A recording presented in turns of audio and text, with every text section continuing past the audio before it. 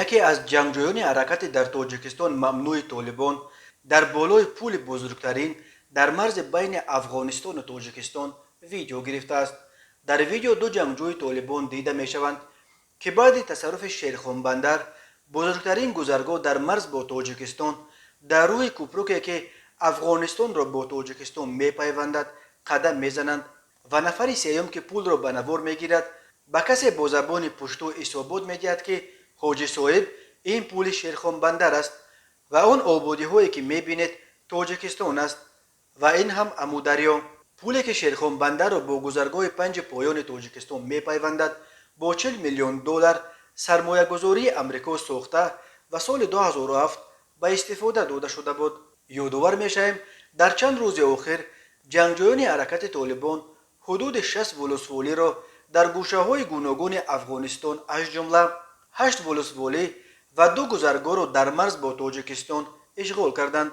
جنگجویان طالبان از جمله شب 21 ایون به شیرخان بندر حمله آوردند و علاقه صبح 22 ایون بر آن دست یافتند. قشونهای سرحدی تاجیکستان خبر داد که در پی سقوط شیرخان بندر 134 عسکر و افسر نیروهای حکومتی افغانستان با سلاح‌های خود به قلمرو تاجیکستان عقب نشینی کردند. پیشرفت‌های اخیر طالبان نگرانی‌های را به بار آورده است که حکومت کنونی افغانستان می‌تواند بعد خروج تکیه‌گاه اساسیش نیروهای ائتلاف بین المللی سقوط کند. قرار است 4000 عسکر و افسر امریکا مهره اساسی این ائتلاف علاقه تا 4 ایول سال جاری ترک افغانستان کنند. وزارت دفاع تاجیکستان اخیراً خبر داد که نیروهای مسلح را که در خط دوم حمایت مرز افغانستان قرار دارند به حالت آماده باش آوردند. سخنگوی وزارت دفاع تاجیکستان گفت به این ترتیب در صورت باز هم شدیدتر شدن وضع در افغانستان نیروهای مسلح تاجیکستان می توانند به کمک مرزبانها برسند.